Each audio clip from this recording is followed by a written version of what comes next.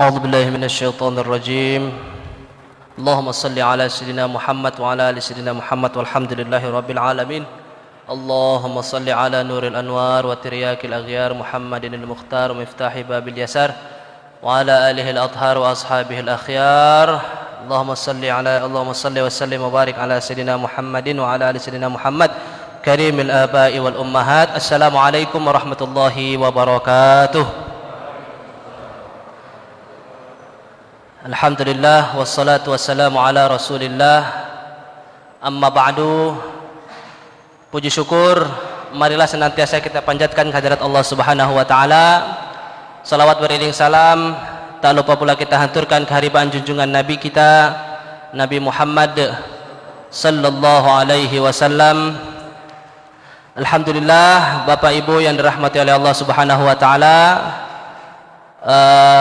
bertemu lagi kita setelah Ramadan sempat terhenti. Untuk Bapak Ibu yang baru pertemuan pertama dalam materi hadis, insyaallah sedikit saya akan mengulang atau membahas pelajaran-pelajaran atau kajian-kajian kita yang sempat kita bahas ketika bulan Ramadan. A'udzu billahi minasyaitonir rajim. Bismillahirrahmanirrahim. Jadi untuk kajian hadis ini insyaallah kita akan membahas sebuah kitab yang berjudul Al-Arba'in An-Nawawiyah. Kitab yang berisi sekitar 42 hadis tentang pondasi-pondasi Islam yang ditulis oleh Imam An-Nawawi. Lalu ada yang bertanya, siapa itu Imam Nawawi? Imam Nawawi nama beliau adalah Muhyiddin Yahya ibnu Syaraf bin Hasan bin Husain bin Muhammad bin Jum'ah bin Hazzam An-Nawawi. Muhyiddin Yahya bin Syaraf bin Husain bin Hasan bin Muhammad bin Jum'ah bin Hazzam An-Nawawi. Kita sering dengarnya Imam Nawawi aja, tapi kadang kita nggak tahu nama panjang beliau seperti apa. Imam Nawawi, beliau lahir di desa Dawa dekat dengan kota Damaskus. Ada sebuah desa dekat kota Damaskus namanya Desa Nawa. Karena beliau tinggal di Desa Nawa, makanya nama beliau belakangnya disematkan An-Nawawi. Orang kalau tinggal di Betawi, nama gelar belakangnya jadi Al-Batawi. Orang tinggal di Jawa, nama gelar belakangnya jadi Al-Jawi. Orang tinggal di Palembang, nama gelar belakangnya jadi Al-Falimbani. Orang tinggal di Padang, nama gelar belakangnya jadi Al-Fadani. Jadi kalau kita kaji hadis, sanad yang ketemu jalurnya tinggi atau musnidul alam, itu selalu ketemu yang namanya Syekh Yasin. Saya punya guru, nama beliau Syekh Ahmad Al-Azhari. Ketika beliau mengijazahkan hadis Arba'in Nawawi ini, ketika saya cek sanadnya, ternyata sanadnya ketemu dengan Syekh Yasin Al-Fadani. Ada orang Padang, beliau di Mekah jadi pintu masuknya hadis baginda Nabi Muhammad sallallahu alaihi wasallam. Orang Mesir, orang Maroko, orang Libya, orang mana aja cari hadis, beliau larinya ke orang Indonesia yang namanya Syekh Yasin Al-Fadani. Begitu juga Imam Nawawi, nama beliau Muhyiddin Yahya bin Syaraf, tapi panggilannya Imam An-Nawawi karena lahir di desa Nawa dekat dengan Damaskus. Beliau lahir tahun 631 Hijriah dan meninggal tahun 676 Hijriah. Berarti beliau dikasih hidup oleh Allah 45 tahun. Dan luar biasanya lagi, ada sekitar 40 karya yang sudah beliau tulis.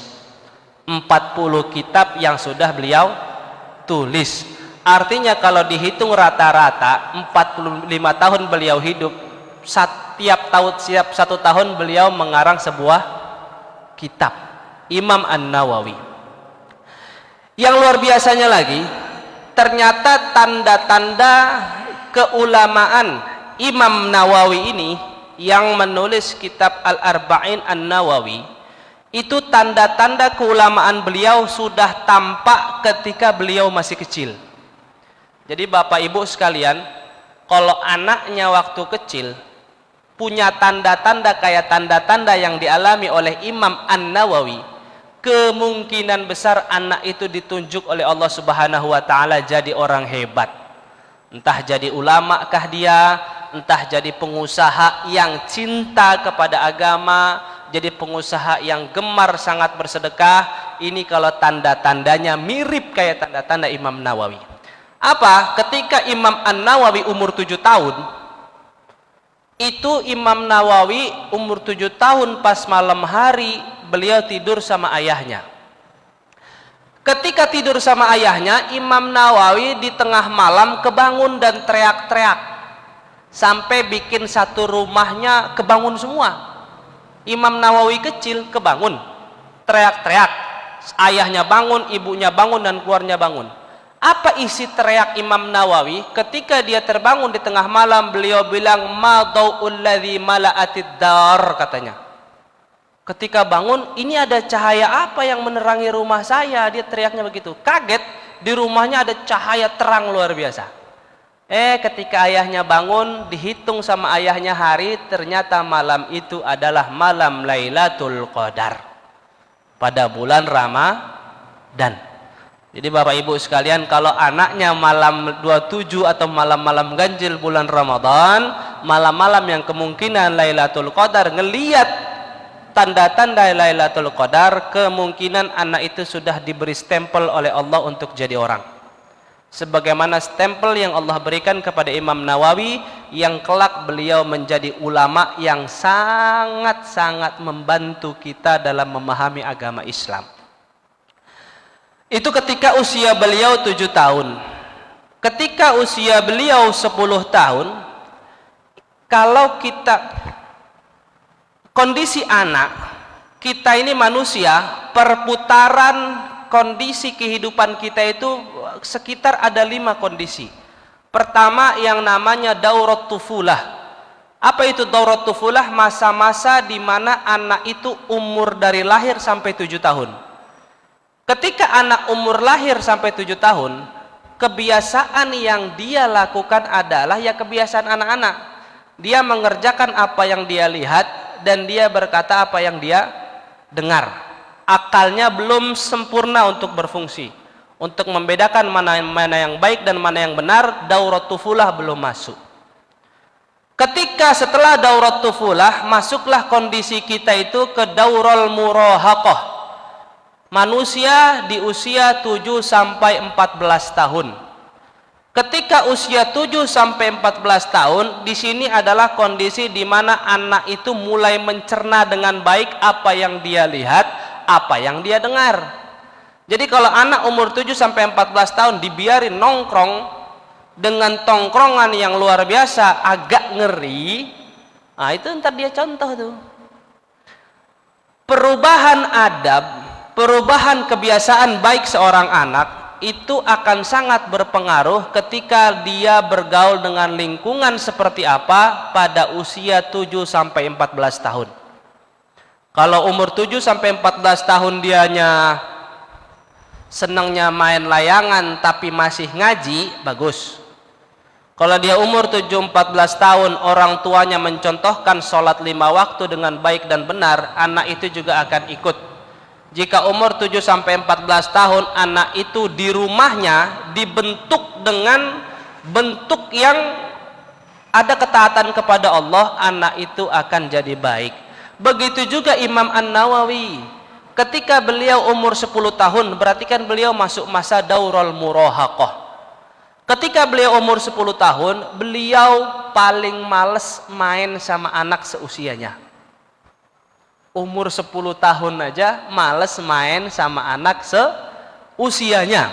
Beliau sangat senang sekali untuk mempelajari isi Al-Quran, mendalami isi Al-Quran. Bahkan Imam Nawawi punya guru namanya Syekh Yasin bin Yusuf Az-Zarkashi. Syekh Yasin bin Yusuf Az-Zarkashi ketika ngelihat Imam Nawawi umur 10 tahun gak betah main sama teman sebaya, tapi lebih betah belajar dan mempelajari Al-Quran, Syekh Yasin ini bilang sama bapaknya, "Pak, absyir, berbahagialah, karena anak bapak nanti ketika dia sudah dewasa, maka dia akan menjadi ulama yang besar, dan dia akan menjadi ulama yang zuhud, dan dia akan menjadi seorang mujtahid." Umur 10 tahun.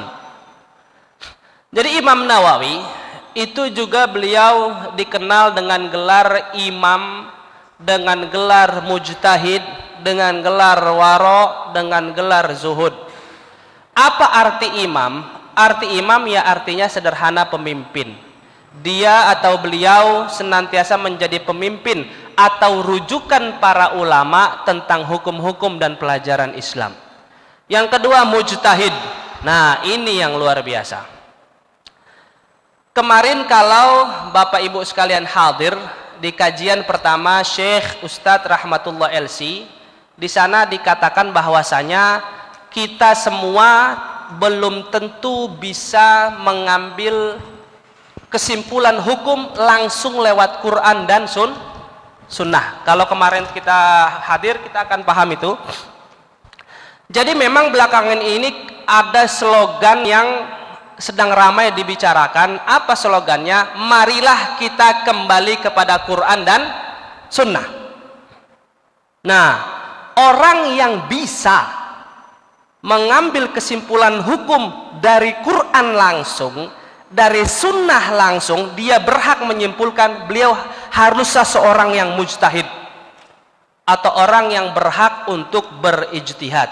Imam Nawawi gelarnya mujtahid, jadi beliau sangat berhak untuk mengambil hukum dari Quran dan sunnah dengan pendapat atau pemahaman beliau sendiri, karena syarat-syarat seorang mujtahid sudah terpenuhi. Jadi kenapa Imam Nawawi dikatakan seorang mujtahid? Imam An-Nawawi beliau dikatakan seorang mujtahid karena beliau hafal Quran, beliau paham tafsir, dan beliau juga paham ilmu tafsir. Paham tafsir dan juga paham ilmu tafsir. Beliau mengerti tentang asbabun nuzul, beliau mengerti tentang makiyah madaniyah, beliau paham nasikhah wal mansukhah, beliau paham muhkamah dan mutasyabihah, beliau paham mutlaqah dan muqayyadah, beliau paham hakiki majazi, beliau paham kinayah isti'arah. Itu isi dalam menafsirkan atau menjelaskan Quran, kita harus paham itu semua. Jadi kalau kata Syekh Rahmatullah kemarin, kalau orang kembali kepada Quran dan sunnah belum ngerti ilmu ini, jangan coba-coba.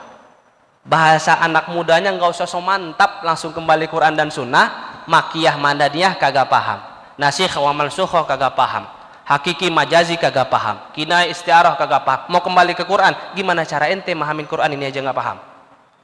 Yang kedua, kalau orang bisa dikatakan mujtahid, dia harus paham hadis secara detail. Apa yang harus dia pahami tentang hadis? Dia harus mengerti hadis dari apa itu hadis mutawatir, bagaimana hadis ahad, apa itu hadis masyhur, apa itu hadis aziz, apa itu hadis gharib, apa itu hadis sahih, apa itu hadis hasan, apa itu hadis dhaif, syarat-syarat hadis sahih seperti apa, syarat-syarat hadis hasan seperti apa, syarat-syarat hadis dhaif seperti apa, hadis dhaif apakah semuanya bisa tertolak, apakah hadis dhaif ada yang bisa diamalkan, bagian-bagian hadis dhaif seperti apa itu hadis mudallas, apa itu tadlis syuyukh, apa itu tadlis isnad, apa itu tadlis taswiyah, apa itu munqati, apa itu maqtu, apa itu mauquf. Itu banyak sekali. Kalau itu aja tidak paham, bagaimana dia mau kembali kepada hadis secara langsung? Nggak boleh. Kalau kata Ustaz Rahmatullah, kita ini saat ini kita tuh hanya bisa taklid, mengikuti pendapat imam mazhab yang 4, Imam Hanafi, Imam Maliki, Imam Syafi'i, dan Imam Hambali, Imam Ahmad bin Hambal. Itu baru 2, baru Quran sama sunnah. Ilmu Islam kan banyak, ijma. Ijma apa bagiannya? Ijma ada qauli, ada ijma sukuti, apalagi kias. Kias ada bagiannya, kias aulawi, kias burhani, kias mantiki, kias jadali, kias istiqra'i, kias tamsili, kias khitabi, kias syi'ri, kias iqna'i. Paham nggak ini? Mau kembali ke Quran ini nggak paham, jangan. Nggak boleh, hati-hati. Slogannya bagus, kembali kepada Quran dan Sunnah. Pahamin ini dulu, baru kembali kepada Quran dan Sunnah. Belum lagi ilmu kalam, dzatullah wa sifatuh, banyak. Itu kita kalau mau kayak Imam Nawawi, bisa dapat gelar seorang mujtahid, pelajarin ini secara detail dulu. Baru kita berhak kembali kepada Quran dan Sunnah. Kalau kita nggak mampu, artinya kita memahami Quran dan Sunnah, kita ikut para ulama mujtahid. Oke? Kita ikut para ulama mujtahid. Imam Nawawi ketika umur 10 tahun, beliau hafal Quran, beliau pelajarin tafsir, beliau pelajarin hadis, segala macam, beliau pelajarin segala ilmu-ilmu Islam, kan luar biasa. Ketika Imam Nawawi umur 19 tahun, beliau belajar itu dalam sehari mempelajari 12 mata pelajaran dari 12 guru. Satu hari itu 12 mata pelajaran dari 12 guru. Ketika saya baca tentang kisah ini, nggak kehitung sama saya bagaimana cara beliau belajar. Kita ambil contoh. Di Mesir itu ada pengajian pagi. Habis sholat subuh, biasa diampu oleh Syekh Dr. Yusri Rusdi Al-Hasani. Beliau ngajar hadis, ada hadis, semua hadis diajarkan beliau, dan beliau bersanad hadisnya sampai baginda Nabi Muhammad SAW. Beliau mengajarnya habis sholat subuh sampai waktu duha. Taruhlah habis waktu duha, kita cari guru lagi mulai jam 8. Itu jam 8 selesai jam 10 mulai lagi, itu baru 3 guru. Dari jam 10 sampai jam 12 itu udah 4 guru. 12 sampai jam 1 5 guru. Jam 1 sampai jam 3 6 guru. Jam 3 sampai jam 5 7 guru. Jam 5 sampai maghrib 8 guru, habis maghrib sampai isya 9 guru. Itu berarti Imam Nawawi dari habis subuh sampai menjelang subuh lagi baru pulang. Baru selesai beliau mengkaji ilmu agama. Jadi umur 19 tahun beliau kerjaannya belajar dari habis subuh sampai menjelang subuh lagi, yang diisi oleh 12 guru dan 12 mata pelajaran. Di antara karangan-karangan Sayyidina Imam Nawawi, itu beliau mengarang kitab yang namanya Syarah Sahih Muslim, penjelasan dari hadis yang ditulis oleh atau yang dibukukan oleh Imam Muslim, namanya Syarah Sahih Muslim. Itu karangannya Imam Nawawi. Imam Nawawi nulis juga kitab yang sering kita dengar, Riyadhus Shalihin, itu karangannya Imam Nawawi. Beliau juga nulis Al-Arba'in An-Nawawi, itu karangannya Imam Nawawi. Al-Irsyad dalam ilmu hadis, karangannya Imam Nawawi. At-Taqrib An-Nawawi, karangannya Imam Nawawi. Tabaqatul Fuqaha juga karangannya Imam Nawawi. Hampir sekitar 40 buku yang beliau tulis. Jadi artinya kalau Imam Nawawi tidak semangat untuk menulis dan mengumpulkan kitab, mungkin sekarang kita sedikit dapat manfaat dari hadis-hadis yang dikumpulkan oleh para imam terdahulu. Jadi dalam belajar atau dalam menyampaikan ilmu, saya atau siapapun sangat dianjurkan untuk tidak menyampaikan sesuatu atau ilmu yang mana sesuatu atau ilmu itu kita belajarnya otodidak. Contoh, saya di Mesir kuliah, jurusan saya hadis. Saya belum pernah belajar perkara Microsoft Excel, atau saya belum pernah belajar perkara yang dipegang oleh Ustadz Mahyudin, Photoshop, videografik, dan lain sebagainya. Karena saya belum pernah belajar, belum punya guru tentang ilmu itu, tiba-tiba saya otodidak, habis itu saya sotoy menyampaikan ke orang lain, itu tidak boleh. Apalagi perkara agama, kita nggak punya guru, belum belajar, baru baca di Google, tiba-tiba langsung memberikan fatwa tentang ini boleh, ini nggak boleh, ini boleh, ini nggak boleh, tapi dia nggak punya guru, itu nggak boleh. itu menjadi sebab perpecahannya umat Islam dimanapun berada. Kalau nggak punya guru, jangan coba-coba sampaikan. Kalau belum pernah belajar, jangan coba-coba sampaikan. Orang yang belajar saja terkadang salah. Orang yang sudah belasan tahun mengaji saja kadang salah. Apalagi ngaji nggak pernah, tiba-tiba nyampein, kemungkinan salahnya besar atau tidak? Besar. Kemungkinan kelirunya besar atau tidak? Besar. Imam Nawawi saja yang sehebat itu, ini banyak nih saya dapat guru-guru beliau. Imam Nawawi punya guru dalam bidang fikih. Siapa guru beliau? Syekh Abu Ibrahim Ishaq bin Ahmad bin Utsman Al-Maghribi.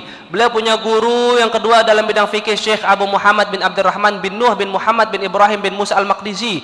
Beliau punya guru dalam hadis, Syekh Ibrahim Isa Al-Muradi Al-Andalusi. Beliau punya guru Syekh Zainuddin Abul Baqa Khalid bin Yusuf bin Sa'ad An-Nabilsi. Beliau punya guru hadis, Syekh Abdul Aziz bin Muhammad bin Abdi Al-Muhsin Al-Ansari Al-Himawi Asy-Syafi'i. Beliau punya guru Syekh Zainuddin Abu Al-Abbas bin Abdid Daim Al-Maqdisi. Beliau punya guru ilmu usul fikih, ilmu yang menjadi sumber bagaimana kita berijtihad tentang perkara fikih. Beliau punya guru namanya Syekh Al-Qadi Abdul Fath Umar bin Bandar bin Umar bin Ali bin Muhammad At-Taflisi Asy-Syafi'i. Beliau punya guru dalam ilmu nahwu, ilmu gramatikal bahasa Arab. Beliau Arab harusnya kan udah paham, tinggal di Damaskus, tapi masih juga belajar ilmu gramatikal bahasa Arab. Siapa guru beliau? Guru beliau Syekh Ahmad bin Salim Al-Misri.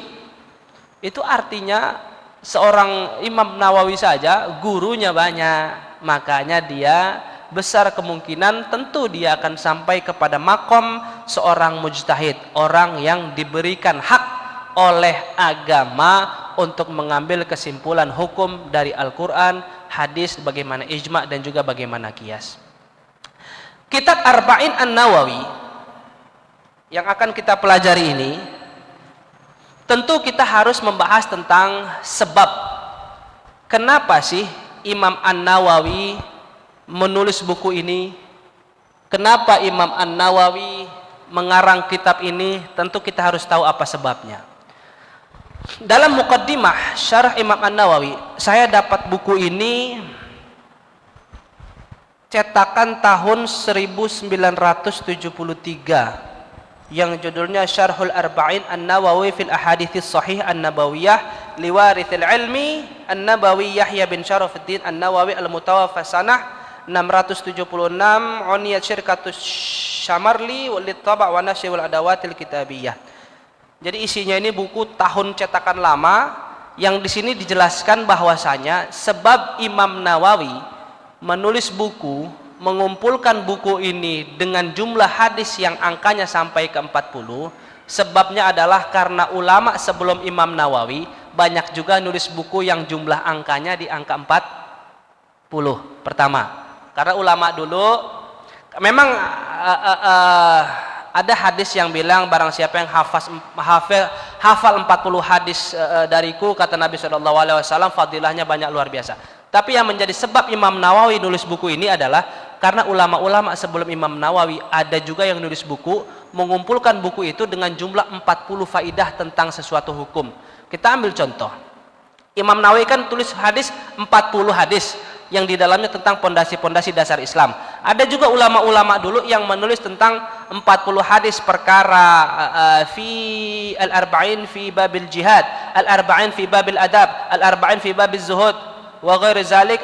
Nah, ada imam-imam yang menulis buku 40 materi tadi khusus tentang perkara jihad, khusus tentang perkara adab, khusus tentang perkara zuhud. Tetapi Imam Nawawi diberikan futuh oleh Allah menulis buku Arba'in Nawawi ini yang di dalamnya terkumpul pondasi-pondasi Islam secara keseluruhan dan bukan pada bab khusus. Di antara ulama yang menulis 40 hadis tentang bab khusus, saya sebutin di sini pertama Al-Hafiz Abdullah Ibnul Mubarak menulis buku dengan judul Arba'in, Al-Imam Muhammad Ibnu Aslam At-Tusi, Al-Imam Al-Hasan bin Sufyan An-Nasai, Al-Imam Abu Bakar Al-Ajurri, Al-Imam Abu Muhammad bin Ibrahim Al-Asfahani, Al-Imam Ad-Daruqutni, Al-Imam Hakim, Imam Abu Abdurrahman As-Silmi, wal Imam An-Nawawi. Jadi Masya Allah, kalau dari segi sejarah Arba'in Nawawi, Pokoknya beliau ingin mencontoh ulama-ulama terdahulu yang mengumpulkan satu permasalahan menjadi 40. Tetapi di lain itu 40 itu termasuk angka yang matang.